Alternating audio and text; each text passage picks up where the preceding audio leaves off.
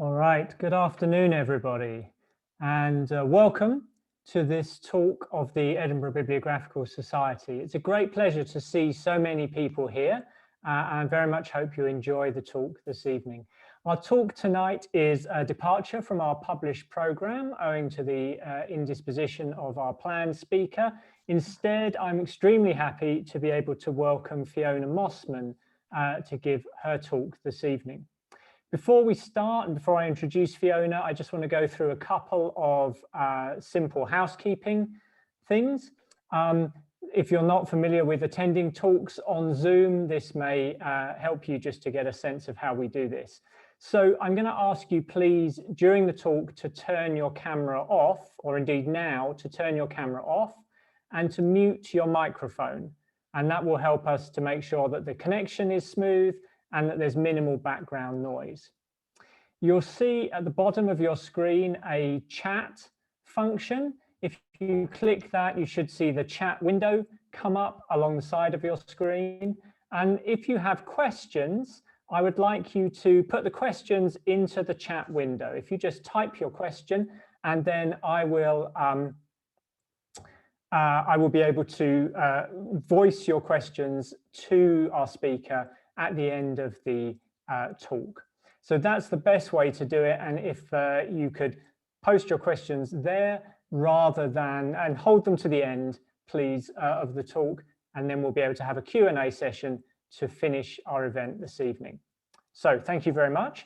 It's now my great pleasure to introduce Fiona Mossman. Fiona is a graduate of the MSc in Book History and Material Culture at the University of Edinburgh, and she is currently the librarian at the New Club in Edinburgh and also at the Supreme Court's Library. She's held several other posts in libraries in Oxford, Cambridge, and also here in Edinburgh.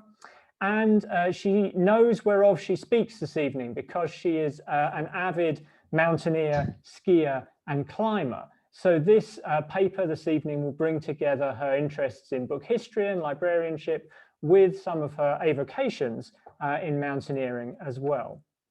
Her paper this evening takes its jumping off point from the fact that the practice of climbing mountains and the business of writing about climbing mountains emerge simultaneously.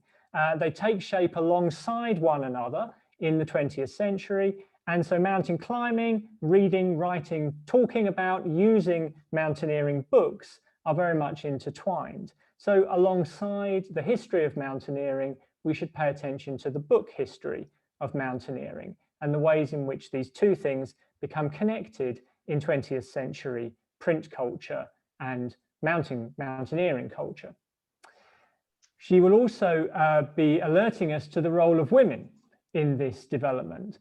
Women's participation in mountaineering and in the outdoors more generally is, I think, a topic that's ripe for historical recovery and reconstruction.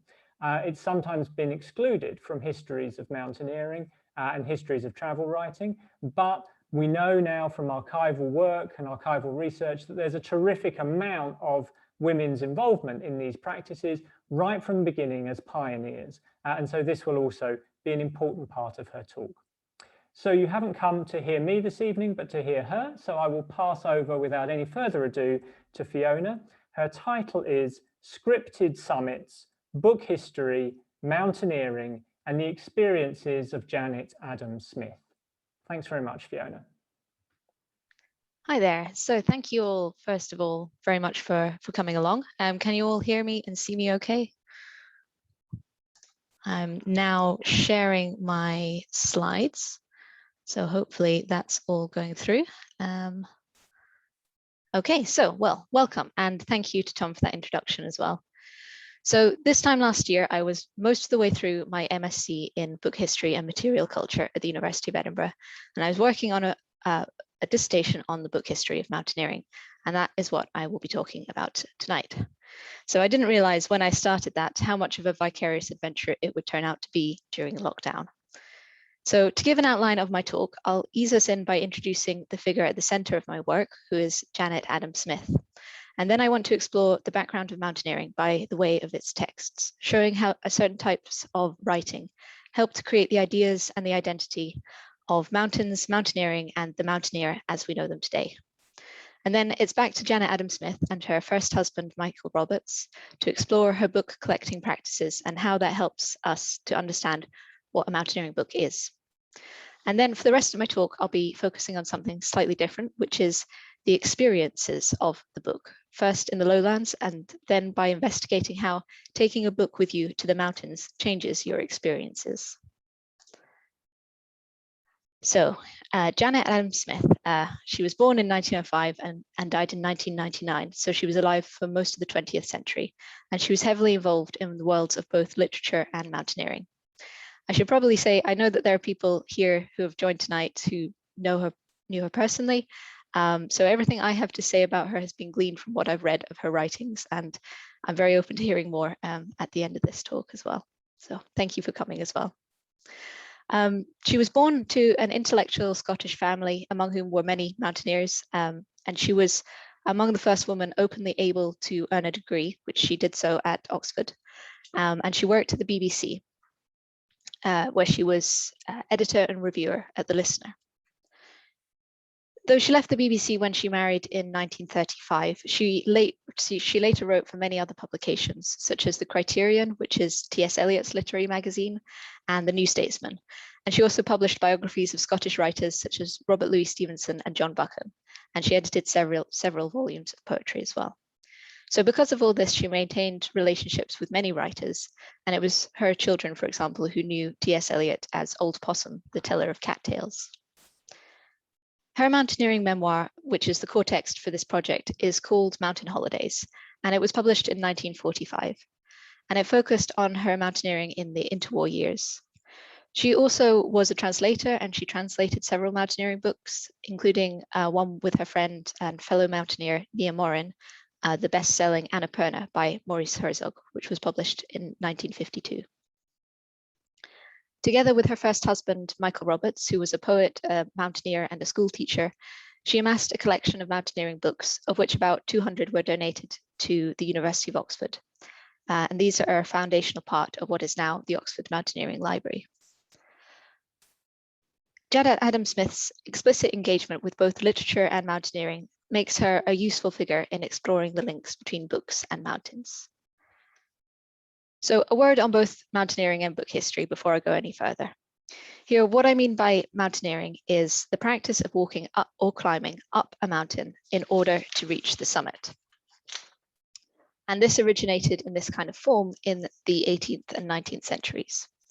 So there is a broader history of people's interactions with the mountains, and there are other mountaineering traditions and different kinds of mountaineering. But for the purposes of this talk, that's my focus.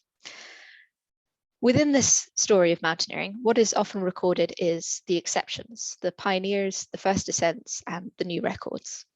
And the history that I will be focusing on is not this story, but rather the operation of an established mountaineering practice, a mountaineering culture. And this is what Janet Adam Smith is well placed to illuminate. And the activities of a woman who was specifically not a pioneer, and as the dust jacket of Mountain Holidays has it, she is a good average climber. And this is the kind of mountaineering that the vast majority of people actually experience, because most people aren't pioneers. And this focus can also help diversify and pluralize the stories that mountaineers tell ourselves. And a word on book history as well. So book history takes a holistic view of the written record, and it emphasizes the material nature of texts. In a primer for book history, Leslie Howsam talks about the 4 interlinked ways of understanding the book, which I have used to direct my research. The book is a text, it's an object, it's a transaction, and it's also an experience all at the same time. So I'll be drawing on various parts of that approach as I go. So, mountaineering and mountaineering books arrived together, and I see the print culture of mountaineering as essential to its form and its development. It has been called the most literary of sports, and in this first section, I'm going to talk about some of the foundational texts that mediated the mountains.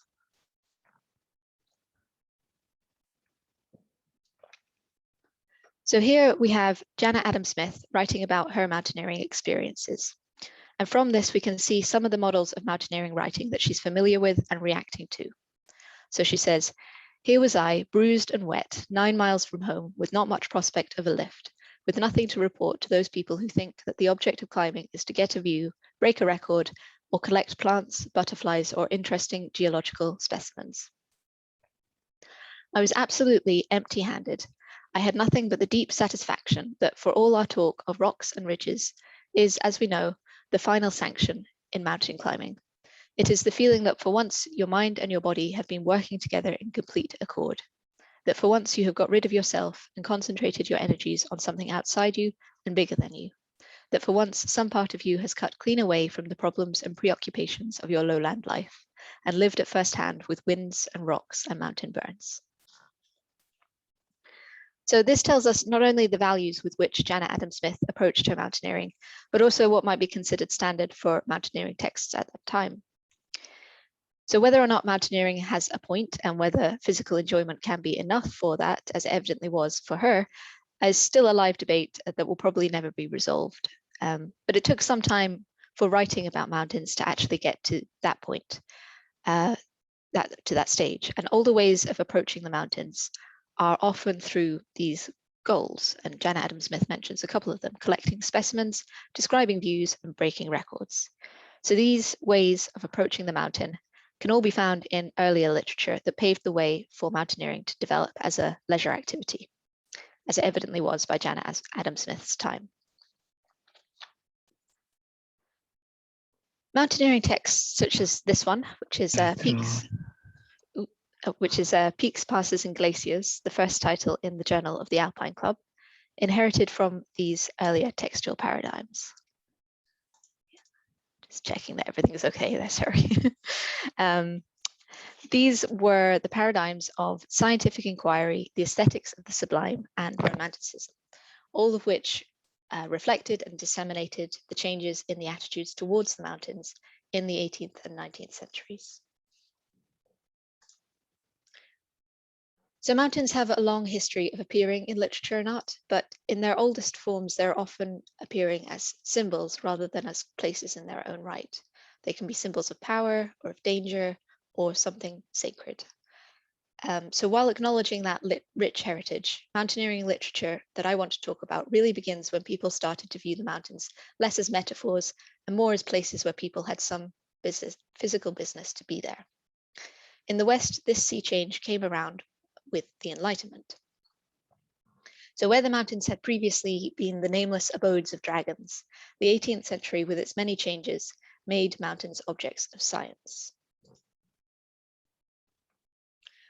For scientists of this time, studying the mountains meant that they could present themselves as both men of science and men of action. And one of the first and most significant of these men,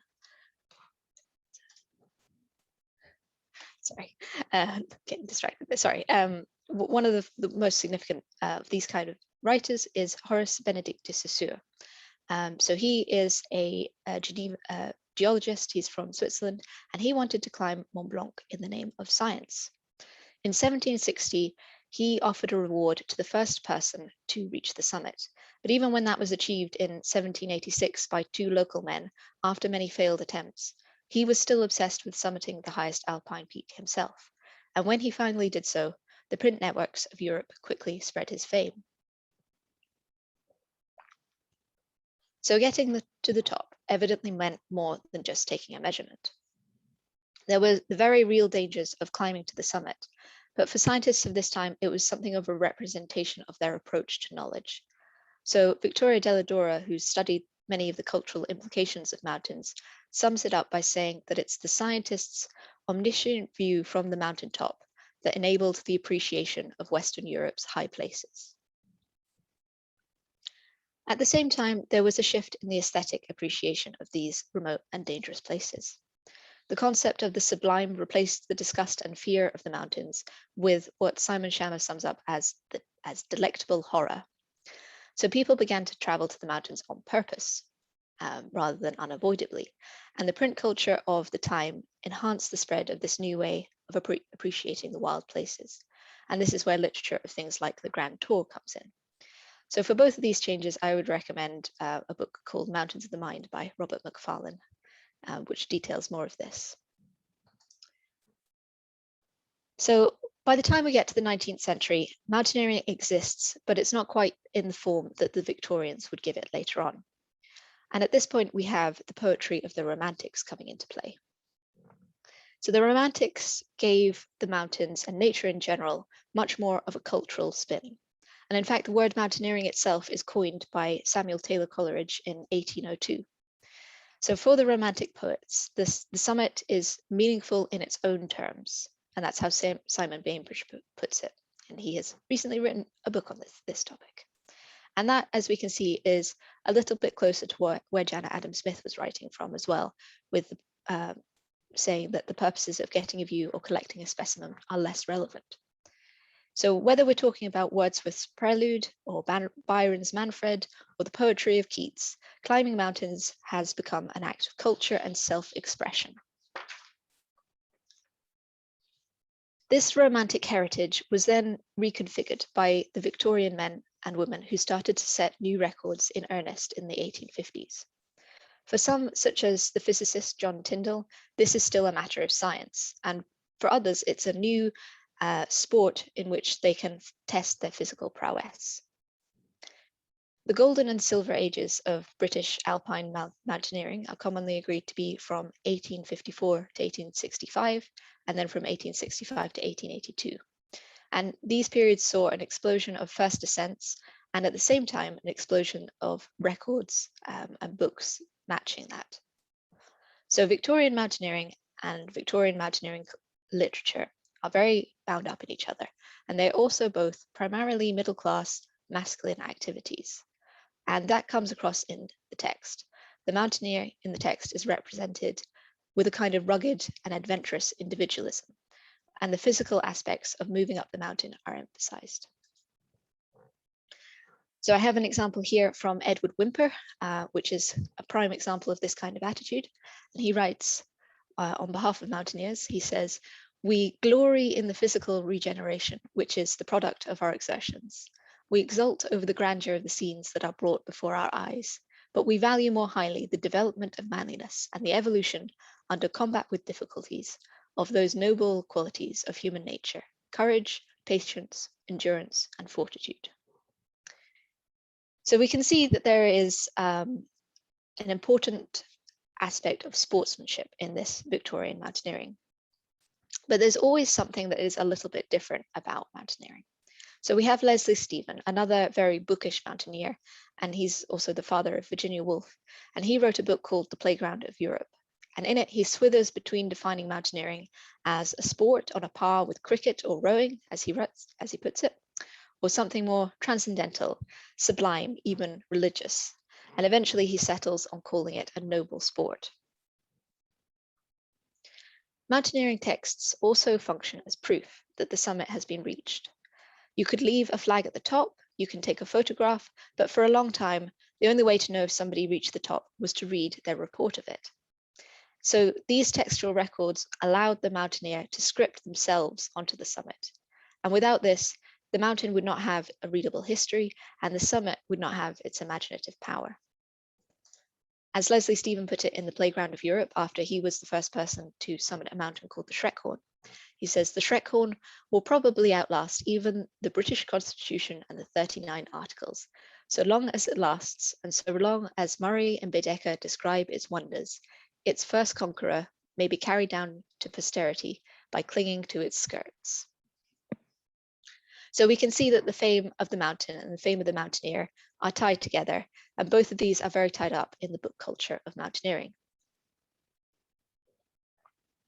Leslie Stephen mentions Murray and Baedeker, who published travel guides, the forerunners to today's Lonely Planet and so on.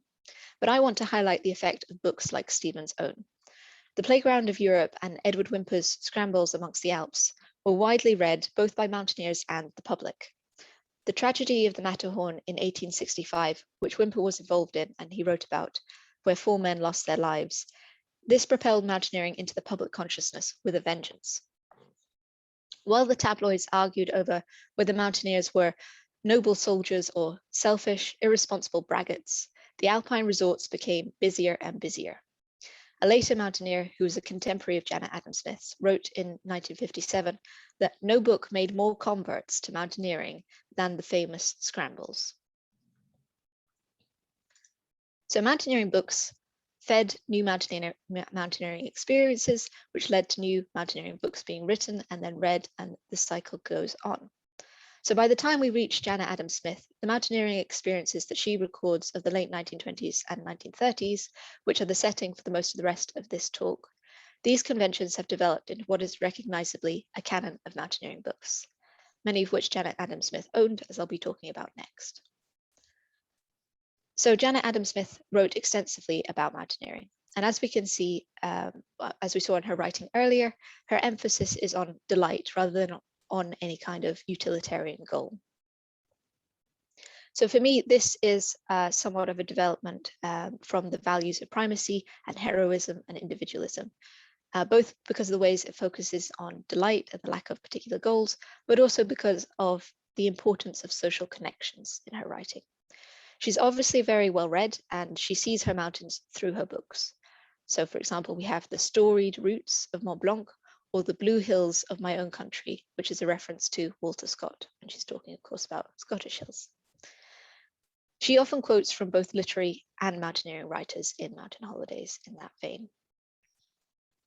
So we can see that mountaineering is a physical activity, but it's articulated and transmitted and conditioned by its books. So in the next section, I'm going to discuss the collection of mountaineering books owned by Janet Adam Smith and Michael Roberts.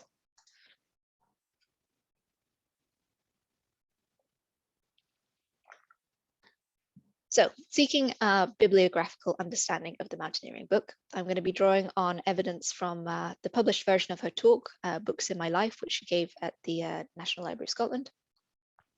Also on her mountaineering memoir, Mountain Holidays, and also on the donation list of their books to the Oxford Mountaineering Library and the current catalogue at Oxford. So this collection is assembled through a combination of strategy and serendipity. On the one hand, we have Michael Roberts drawing up a list of 100 books that told the history of travel and climbing in the Alps, and this was their acquisitions policy effectively. And on the other hand, we have Janet Adam Smith. She's purchasing books relating to her climbing trips as she goes. She inherited a lot of mountaineering books from her father, and she gave and received books as gifts and gained many books through her work as a literary reviewer as well. Mountaineering books, as we've seen, have their well springs in the writings of travel and scientific inquiry. So these origins help to shape the form of the books. They often include maps and illustrations which readers can use to follow along with the mountaineer's journey. And they're non-fictional first-person narratives, so they're essentially a type of memoir. So this is a breakdown of the publication dates of their collection. And the oldest books in this particular collection are by travelers writing on their journeys, not up, but through the mountains. So for example, some letters of what seemed most remarkable in Switzerland, Italy, etc.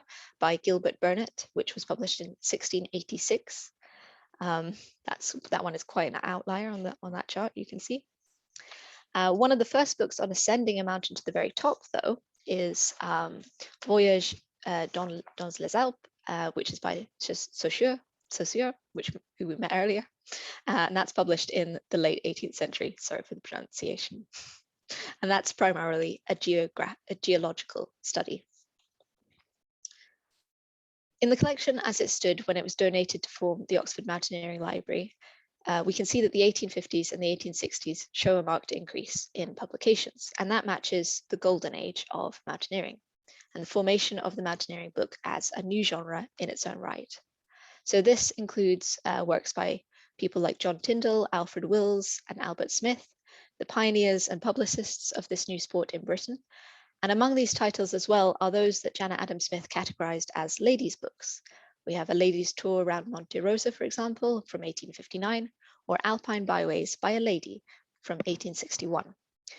So we can see the books published by women mountaineers at this time are primarily from ladies in the upper classes. Women in the upper classes. So less aristocratic women did climb, and I want to emphasize that, but their experience more often survives in letters and diaries and privately circulated manuscripts. rather than in published books. So this is a drawback of my approach of investigating mountaineering through its books, because we end up leaving out people who didn't have access to the privilege of publication. But because, of course, my investigation is specifically about how mountaineering and books are linked, I'm going to have to perpetuate this a little further. But I will say that if you're interested in learning more about that side of things, scholars like Claire Roche and Rachel Hunt are ones to watch. The latest spike in this graph is less representative of mountaineering books in general, and it instead reflects more about Janet Adam Smith's collecting practices. Having ceased collecting quite so deliberately after Michael's untimely death in 1948, as literary editor of the New Statesman in the 50s, she acquired many review copies. And this was also a significant time for mountaineering expeditions, though. In places like the Himalayas, we have first ascents of Annapurna in 1950 and Everest in 1953. So Janet Adam Smith called books produced at this time expedition books. And the conditions of these books being written was quite different to those of the 19th century. They were agreed to as part of funding for an expedition, for example. They were written to strict deadlines. And for Janet Adam Smith, at least, she thought that they were on the technical side and that they lacked some of the literary significance of earlier mountaineering literature.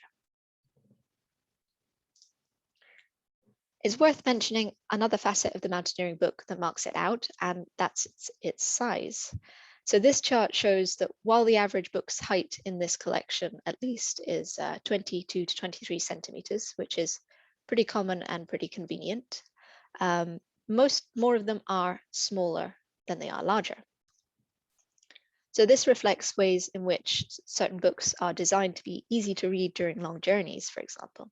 And you can find that in reviews of mountaineering books, even now, where what they can talk about is their ease of use and whether or not they're able to fit in a rucksack. So the Mountaineering Memoir is a form of travel writing that's codified in the 1850s and the 1860s alongside mountaineering itself. And it includes elements of geographical knowledge alongside personal narratives and evocative illustrations. Its audience can be very specialized, and the jargon of mountaineers and the community of mountaineers grew, but there was always an appeal for the armchair mountaineers, and who enjoyed more sensational mountaineering stories, such as Whymper's Scrambles and Herzog's Annapurna, which was a bestseller, as I've mentioned, that Janet Adam Smith and Nia Moran co-translated from French into English. There are, of course, differences between this collection and what a different collection of mountaineering books might focus on. For example, the authors are mainly British and the hills are mainly alpine, but by and large, hopefully there is a sense of what the mountaineering book is from this. So what I want to do now is turn to something slightly different, which is the experience of the book, and what is sometimes known as the history of reading. Although, as we will find, the ways of interacting with the book are many and varied. As many historians of reading have pointed out, the experience of the book is intimately linked to place. For mountaineering books which refer to real places and have extra interest for people who've just been there or who are planning to go there, this element really stands out. In Mountaineering Holidays, Janet Adam Smith writes that the right place for the mountain classics is by one's own fire on autumn evenings and not in one's alpine luggage. Though she's describing an incident quite humorously, which I will come back to, we can see that there is a type of reading that has a particular time and place. It takes place in a familiar and cozy setting in the off-season, and it enhances the reader's experience of the tales of mountain adventure because of that, by means of the contrast of traveling while staying put and feeling in danger while being completely safe.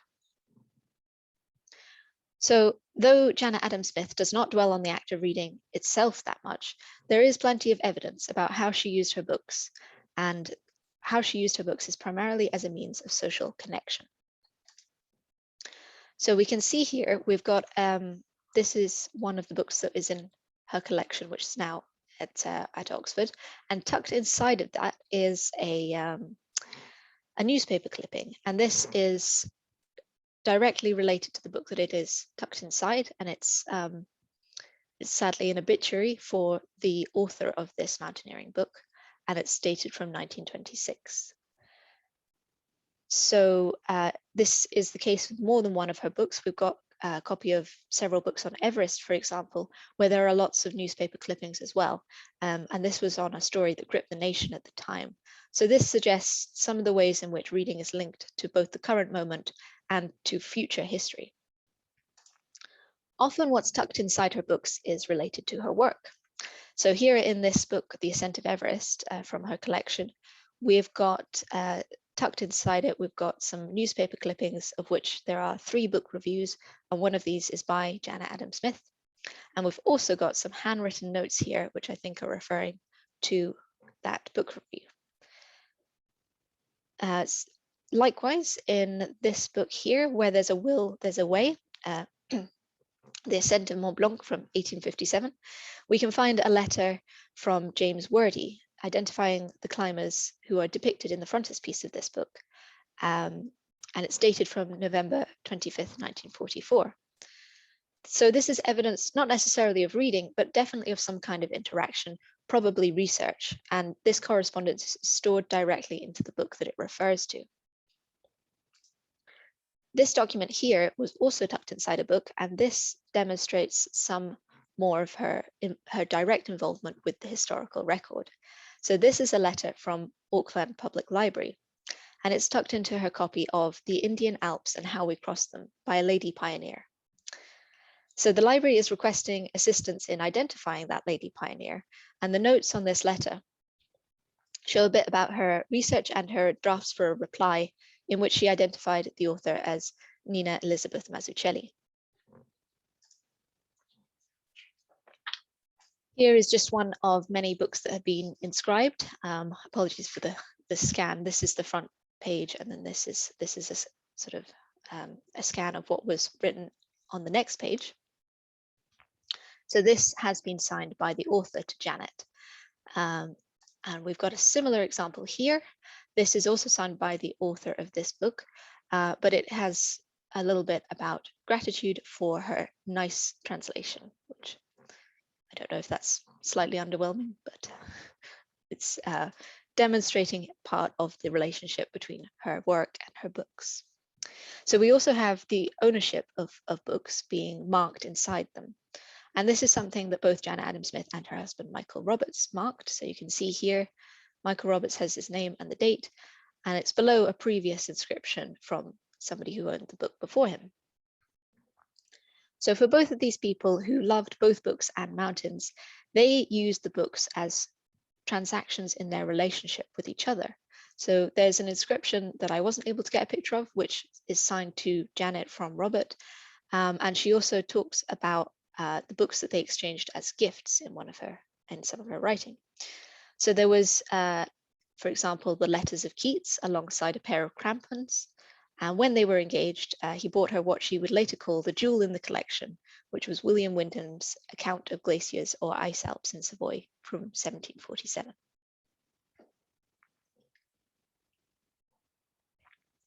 So for Janet Adam Smith, there was a lot of personal and family memories inside her books. She cherished particular copies of books that she owned because of their connections. So for example, her father's first edition of Whymper's Scrambles, and many of the books that she inherited from her father had been given to him by other mountaineers. So that's a direct link both to the past and to the people that she loved. So for Janet Adam Smith, reading these texts would have been not just an exercise in reading the words, but also as a way of remembering the people who were linked to her by these books. In her talk on book collecting, she said that it's the giving and receiving of books that is the real pleasure. So her books brought her closer to family and friends, but also to strangers. And she remembers giving a talk at the Edinburgh College of Art and receiving a book from somebody in the audience afterwards, for example. Reading and collecting these books also helped her to demonstrate her own self-identity as a mountaineer, even when she's not on the mountain. And in particular, her understanding of herself as a female mountaineer led her to take special pleasure in acquiring work by fellow women, both the ladies of her earlier collection and their successors, many of whom were her friends, as she points out. In her role as a reviewer, she's also in a position to shape the tastes of newer mountaineers. So when she comments on a review of a book called The Puma's Claw in 1959, that the people who had gone on this expedition to the Andes had recaptured for themselves and for their readers the high Victorian zest of the men who made the Alps their playground. She's revealing not only the importance of books like Leslie Steenland's Playground of Europe on her own reading, but also helping to perpetuate an opinion of those books. So as a reader, she's in a particularly unique position to shape other people's reading of mountaineering texts. So the reading of mountaineering books leads to the mountains in a similar way as the print culture of Victorian botanists contributed to fern fever and botany as a leisure activity, as my fellow book history graduate Nicholas Lamar points out in his dissertation. The mountaineering book refers to a real place, and Jana Adam-Smith talks about the significance of books as part of a continuation of her mountain experience or as a solid basis for the plans that she's always making. It's clear that these books can be a source of inspiration, whether that's for a particular route, as when Jana Adam-Smith, Nia Morin and Morin's daughter climb a particular route on the Mer de Glace face of the Grepon, thanks to a book called On High Hills by Geoffrey Winthrop Young. Or it can be inspiration for trying mountaineering in the first place. So we have people like David Roberts, Reinhold Messner, Joe Simpson and Robert Mcfarlane, all citing their experience of reading Annapurna as foundational in that respect. So books are key to disseminating the actual practice of mountaineering. But I want to say at this point that there's obviously no requirement that a mountaineer reads a lot. Books, mountaineering journals, and today other mediums like video and social media, as well as of course the simple act of people talking to each other, they're all part of the transmission of this human-orientated history of the peaks and the creation of the identity of the mountaineer. So with all that in mind, I'm going to turn to the mountain itself, where the experience of the book can be quite a different one.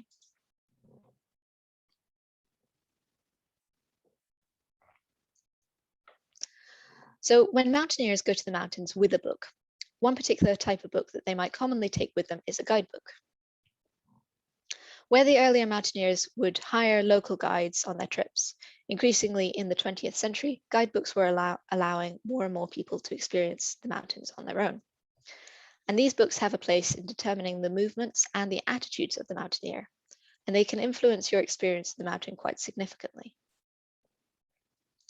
With guidebooks focusing on particular mountains like the Munros in Scotland, for example, certain elements of the mountains become prioritized, and it's usually their height.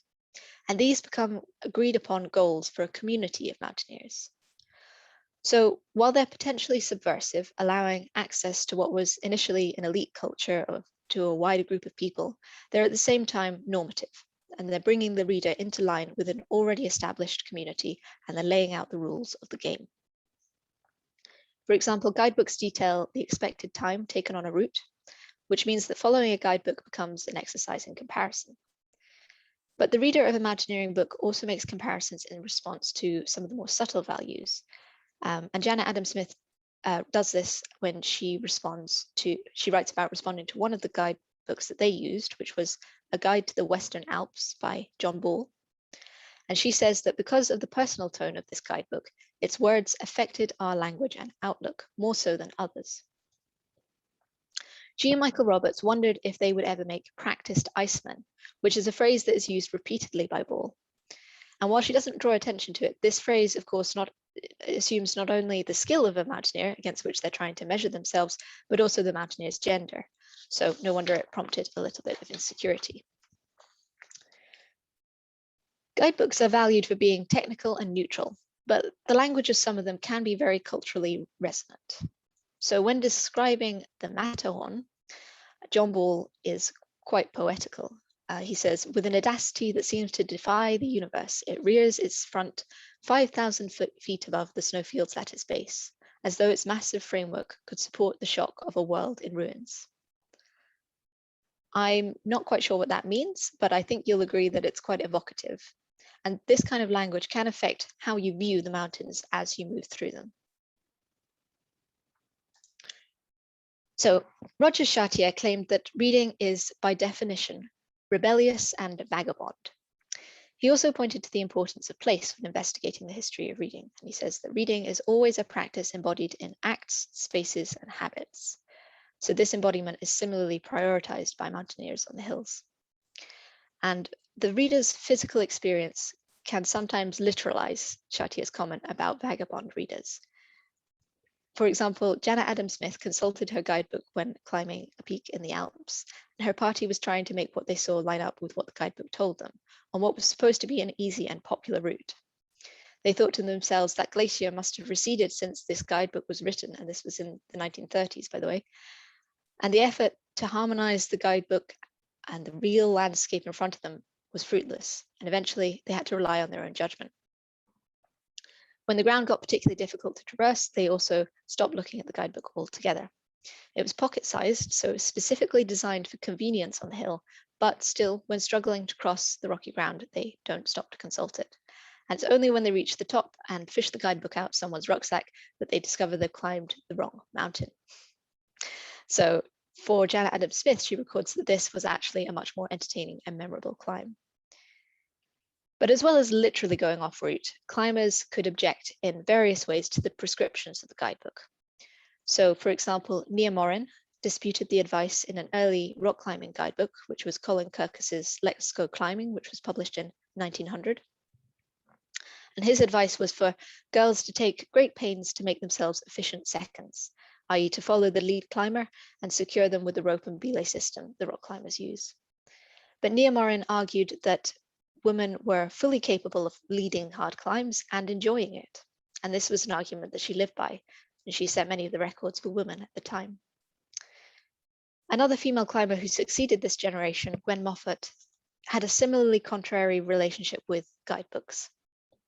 She never consulted them before a climb, and afterwards, if her friends told her what the guidebook said had been the hard move on that route, she often didn't believe them. So her experience was a little bit more direct and less mediated by the guidebook's opinions. But often, whether you're in agreement or arguing with the guidebook, many climbers have their relationship with the landscape in some way affected by these books.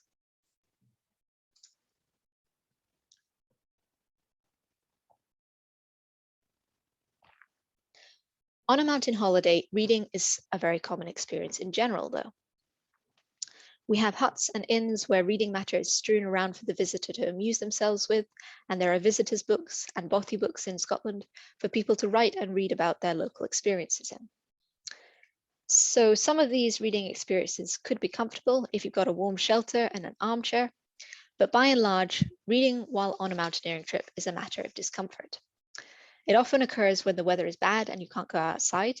So Janet Adam Smith records waiting in a hut on one such occasion, staving off boredom by reading the logbooks and even the safety notices while the benches got harder and harder. And Gwen Moffat writes about sitting in a Scottish bothy as the rain poured down, reading a book about Borneo and sympathizing with the writer in a monsoon. So the sensory experience of the rain is linking the Scottish downpour and the tropical monsoon in this experience of reading. And Janet Adam Smith has a similarly associative experience of place affecting her experience of reading, saying that her book, Roderick Hudson, will always be associated for her with waiting for fine weather at the Jungfrau Joch. And she also mentions that her copy of The Golden Bowl still bears marks of her drenching and battering on a mountain called Sullivan. So the fact that books can get wet or damaged by the encounter with the mountain landscape also draws attention to the physical fact of the book. In her early mountain experiences, Janet Adam Smith went with her parents to an alpine resort with such luxuries as a fixed space at a hotel, balls to attend, and a shelf for her books. So when she turns up at Zermatt on her first trip with Michael Roberts, carrying a 1-volume War and Peace and the Clarendon Press Shelley, she later writes, "These weighed as much as a pair of crampons or a dozen tins of sardines." So here we can see that the physical fact of the book has made itself known. As she adjusted to a new type of mountaineering with her husband, a type that meant constant travel over the mountains, she obviously realized the impracticality of taking this many books with her. Gone entirely were the days of 3-pound Shelley, she writes of a later trip. This year, my staple reading was Chartreuse de Parme in the 1-volume Nelson edition, about 6 inches by 4 inches, and Michael was faithful to the lighter Maurice Leblanc. So we can see in this careful accounting of dimensions that the weight and height of her books has become much more significant. The mountain is obviously a demanding place to take a book. So even if books are reduced to those that are light enough or that are deemed essential, their physical form is still affected by the environment. As we've just seen, some books might get battered, they might get soaked, and these physical changes will be forever linked to the mountaineer's experience of both book and mountain. But sometimes it was the mountaineers who were making these changes themselves. For example, in order to use Ball's Guide to the Western Alps, which covered quite a wide area of the Alps, Janet Adam Smith and Michael Roberts would cut sections that they needed out, perhaps 32 of the total 600 she recalls, and encase them in the covers of another book, probably a discarded review copy. She writes, "Fellow climbers in alpine huts would look awed or puzzled when we produced books with such titles as Beat's Guide to the Sky or Political Thought from Sieyès to Sorel, and planned our next day's climb from the contents." Other examples of this can be found across many different mountaineers' experiences. For example, a later climber, David Roberts, remembers sharing The Rise and Fall of the Third Reich, which is a paperback of about 800 pages, by tearing it into 4 so that each member of the party can read a section at the same time when they're on an expedition. Meanwhile, for Gwen Moffat, stuck one night on the Anach Igach Ridge in Scotland, she notices a fire on the other side of the hill. And she later learns that somebody was stranded on a ledge on a different hill and was burning his guidebook in order to attract attention.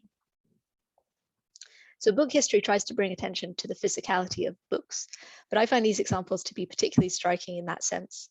The fact that a book is a physical object that has weight, can get wet, or it can be burned to save your life, gives this book historical premise an intense truth when the book is taken to the mountain. Meanwhile, the experience of reading itself need not be a physical one. Reading while walking is not a good idea, and Janet Adam Smith, bibliophile that she was, got around this inconvenient fact by divorcing reading from the physical books altogether. Instead, she would memorize poetry, which she would recite to herself on upward slogs. Making it her usual practice while walking instead of the more deliberate step counting, this helped her to link her love of literature and her love of the mountains, and it allowed her to read even while walking on difficult terrain.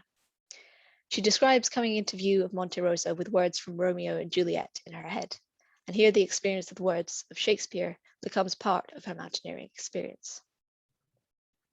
For her, the feeling that both the reading and the landscape evoke is the same breathless catch of the heart, as she describes it, and the same purity of joy. So this is quite a romantic side for a mountaineer, and by and large, mountaineers emphasize practicality, as of course Janet Adam Smith does as well. It's not all a case of epiphanies on the summit, but also a case of mistaken routes, sore feet, bad weather, and hunger. For Janet Adam Smith and Michael Roberts, it occasionally also meant bringing their lowland concerns with them, despite the fact that the mountain holiday was meant to be an escape. So this picture shows Michael Roberts avoiding working on a review for Auden and Garrett's Poet's Tongue in 1935, a task which he was putting off by taking set photographs with Janet Adam Smith and featuring, ironically enough, a different poetry book. That first photo that we saw of Janet Adam Smith in front of the Matterhorn in 1930, holding a copy of The Listener, links in a direct way as well her day job and her holiday.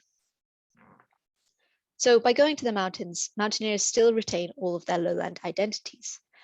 We can see this in terms of how they interact with books while on holiday, and when Janet Adam Smith talks about the difference between highbrow and lowbrow reading, commenting that Michael's tastes become more elementary the higher he goes, while she maintains that Stendhal and Henry James can be read with least distraction and with added appreciation of their civilized refinements in the intervals of a mountain holiday. So some mountaineers are taking philosophy books with them up to the heights, and others are relying on more mainstream reading. But all types of reading are affected by the places in which they're read. It's a bit of a statement, after all, to take War and Peace with you on your mountain holiday. So the social and cultural implications do not go away in the wilderness. In fact, in the context of the social world of mountaineers, they're enhanced. Janet Adam Smith clearly saw the mountains in terms of the people. whether that's remarking on the ridge that she's read about in one of Geoffrey Winthrop Young's books, or noting reading material on the shelves of a hut, in this case, Saussure's Voyage dans les Alpes, which she also owned, and commenting that it's the same book that John Ruskin had asked for his 15th birthday. So for both the mountains that she moved through and the books that she read, she valued each in tandem with the other and highlighted the connections to other people that each of these activities brought to her. So people can go to the mountains for similar reasons as they read books, which of course are many and varied. On the one hand, for knowledge or some other useful gain, sometimes for self-understanding, and on the opposite side, for pure pleasure. But people who took books with them to the mountains emphasized the importance of those books to them, whatever their individual reasons. And it wasn't just Janet Adam Smith or her contemporaries. I found examples from the earliest days of the activity, such as James Forbes studying glaciers in the Alps in the 1840s, setting himself up in some mountains shelter with his books, as he wrote. We've got Nia Morin's son, who apparently took a paperback copy of Spinoza up a rock climb in 1957, which was quite ambitious.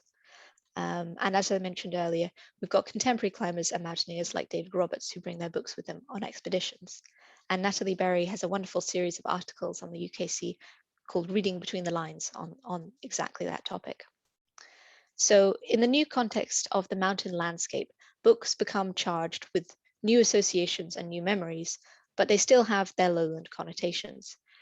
And if we look at a history of reading on the mountain, what we get is an emphasis on the reader's vagabond nature and the physicality of the book, and also the ways in which the book and the mountain mean different things in reference to each other.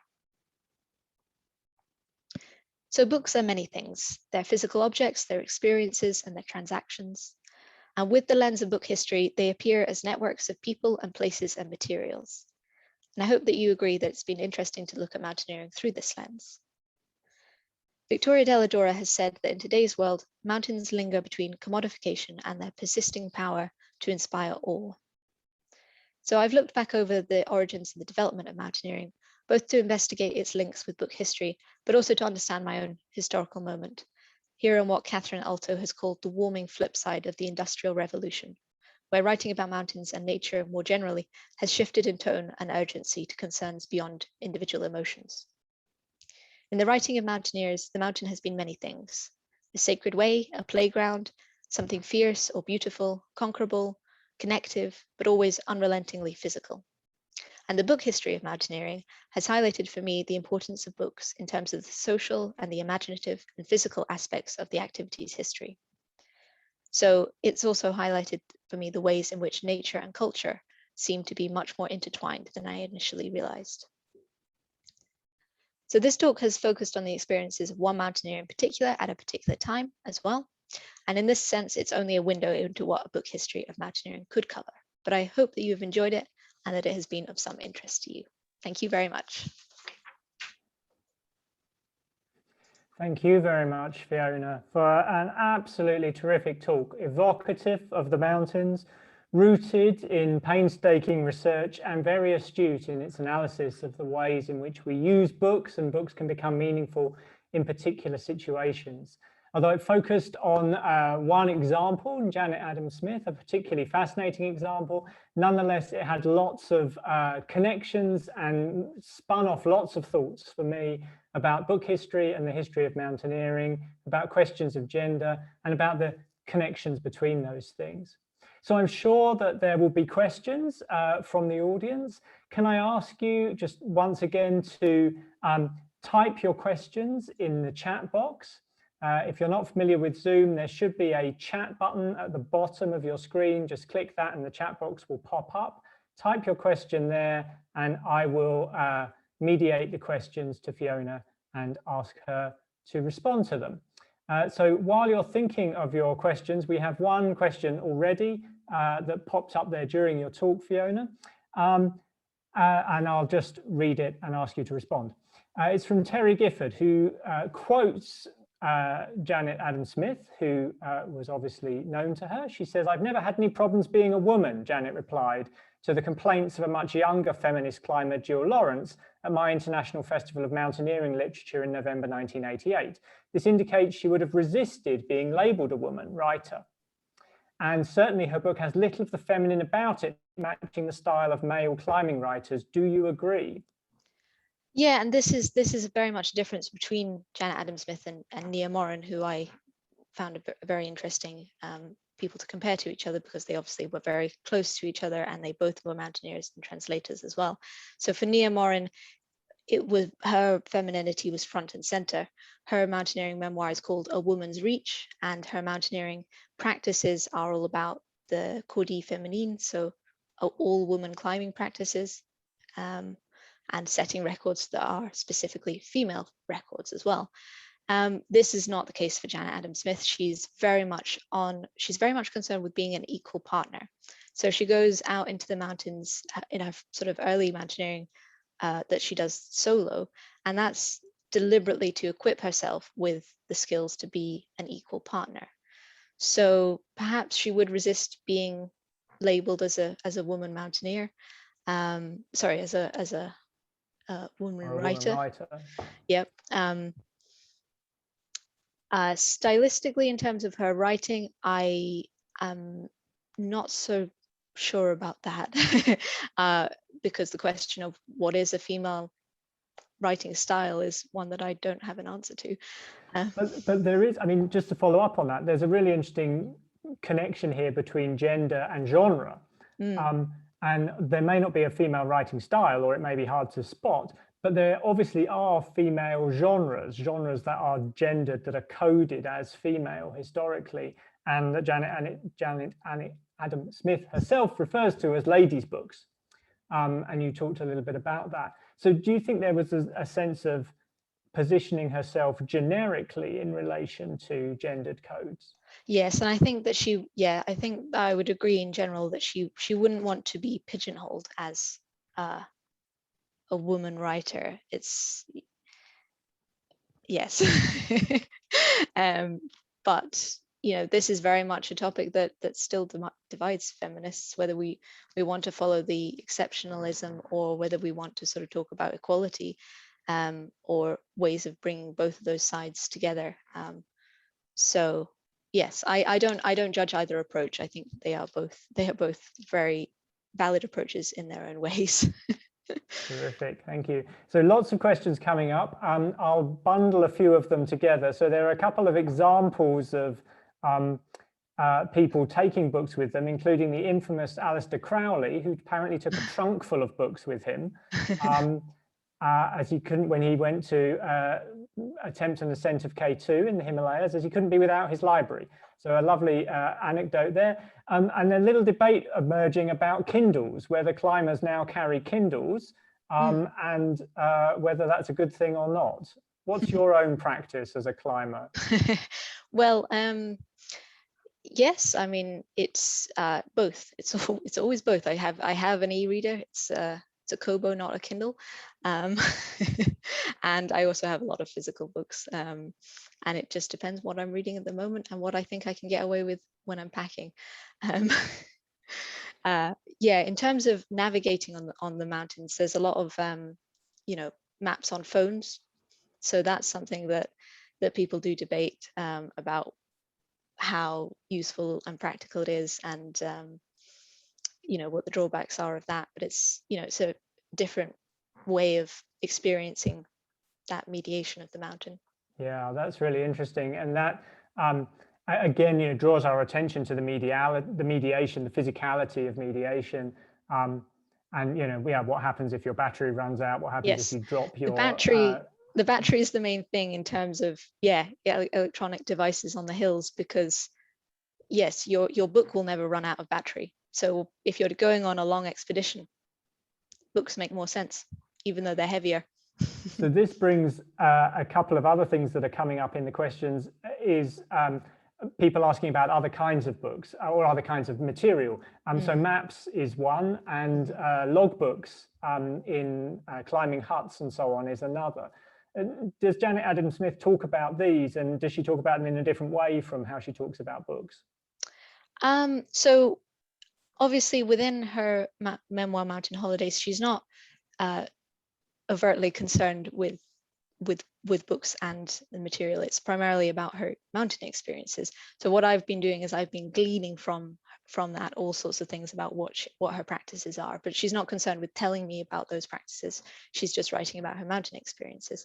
But there are a couple of times when she interacts with with logbooks and with sort of other less well-defined writing material. So there was an example of there's a box shrine up on one of the mountains in Italy that they went to, where they wrote their names on a bit of a wrapper from a Kendal mint cake, and they popped it inside that box, which other climbers would also be doing. So inside that box there will be a couple of little bits and pieces of records of people who've gone up that mountain. So that's the side that I haven't touched on so much, but it's definitely there, and it's definitely very interesting. Rachel Hunt has a great article on bothy books, so that's a good one that I would recommend. What about the use of maps in the mountaineering books in the collection as fold-outs and so on? Do you have anything to say about those? Yes, I mean, for mountaineering practices that I've experienced, I would follow a guidebook and I would follow a map. I wouldn't follow a memoir, but I think I'm not. That may have been different for other climbers, and I'm not quite sure whether you would be expected to take that map with you, but I doubt it. I doubt that you would want to. I think it's more for the imaginative sense of when you're sitting in your armchair at home and you've got that map referring to the real place, and you can plan your routes up or follow along with what the mountaineer is describing. Yeah, and presumably that also involves different kinds of maps as well, that the kind of sketch map that might be appropriate in a mountaineering memoir might not actually be, as you say, might not be any use for climbing the mountain. You might need a more detailed map. Yes. Yeah, it's I think it's more about the imaginative rather than the practical aspects of it. So here's a sort of diagram of Annapurna, which is from Annapurna by Maurice Herzog. So that was very much, this is the expedition book, so this is the one that's pretty technical and a lot of detail about what route you're going to take. So you might want to reference the map as you read. Fascinating, thank you. A couple of people asking about books as transactions and how books are given and received in relationships. Can you say a bit more about that practice within this circle that you're concentrating on? Yeah, I mean, mountaineering community is quite a big thing, and within that, if you're sharing your mountaineering books, then that's just another layer on top of your social practices. So the books are, in this sense, yeah, they are the transactions, and they're the site of your social interactions. That you can get some, you get a lot of people sharing books on mountaineering trips, and you also get a lot of books being passed on to each other. I have a bunch of mountaineering guidebooks that have been passed on to me by other people, for example. So that's links between me and other people via that book. It's interesting that obviously giving, receiving, exchanging, sharing books is absolutely central to the ways in which books become part of our lives in lots of contexts, but in a way it must be intensified in if you're actually on a mountaineering expedition or a mountain holiday, where size and weight, as you brilliantly showed us, becomes sort of extra important, and in those conditions books are more likely to be shared. Yes, exactly. So you would take one guidebook between all of you, and share it around perhaps on a trip, rather than taking 3 copies of the same book. I love the example of them taking the guidebook to pieces and then putting it into other book covers. That's a brilliant example of the kind of flexibility of books and the innovative ways in which people can use them. I wanted then to ask for myself a practical question. about how the collection is being looked after in Oxford, because that was a really interesting part of the talk, I think, was the examples that you showed us of clippings and letters and things that had been tipped into the books. Presumably there's, there could be a debate among conservators and archivists about how to handle that material. How has it been handled? Is in Oxford, it looks like it's all still in the books. Is there an argument for taking it out of the books in order to preserve it better? Do you want to weigh in on that, or how does that work? So these are all under the care of the Bodleian Libraries. Within that, it's the RSL, which is the Science Library, Radcliffe Science Library. That's what it is. And most of them are stored in the offsite storage, which is the big warehouse outside of Oxford. So they're not on the site. I did want to have a little research trip down there this time last year, but it wasn't to be. So what I managed to get into my slides there was kindly provided by Chantal van der Berg. So thank you, Chantal, my contact in Oxford, who requested these books for me. And some of them are scanned and some of them she was able to take photographs, which is why they were slightly different. I wasn't sure at first whether they would have everything within them, the newspaper clippings and so on, but it turns out that they did. This and that information I got in the first place from the Oxford catalogue. So searching that and seeing in the public notes field that librarians had done that work of finding out, of putting in, there are extra material in here, and they had kept it preserved with that book, for which I'm grateful. I don't know about whether there is a question about whether it should be taken out or not. I think for me personally, that as long as there are no preservation issues with that, then it makes sense to keep them together, because that's the significance, and that's what book history is highlighting, the significance of the extra material and the book. And for these, you have the newspaper that's from a particular time, which I'm guessing was probably put in the book at the time of the newspaper clipping coming out and so on. So that's an important part of how the book was used. So should possibly stay together, or at least able to be associated again if they do, become separated because of preservation issues. Yes. A related comment or question from Andrew Moore in the chat. He asks, did Janet Adam Smith write comments in her guidebooks as contemporary climbers do? And I think this is probably asking too much, but have you traced any of her comments in hut books? Oh, well, those are both things that I could maybe do in the future, but this project was done during lockdown. So I did not have the ability to go out and find that kind of thing. For the guidebooks, they didn't keep many of the guidebooks from her collection for the Oxford Mountaineering Library. That was one of the choices that they made in terms of what they're keeping and what they're not keeping. So I'm not aware of any comments in her guidebook, but I would be interested to know as well. That decision itself is really interesting, the way that the memoirs, the armchair books were valued over the guidebooks at that moment of collecting. And it just points to the ways in which decisions around acquisitions and preservation really affect our ability to recover book history and to recover the past. Fantastic. Well, we're nearly coming to the end of our time. So if you have any other questions, please pop them into the chat now, including if you've already put one up there and I missed it, or you don't feel I asked it adequately, please pop it in the chat now.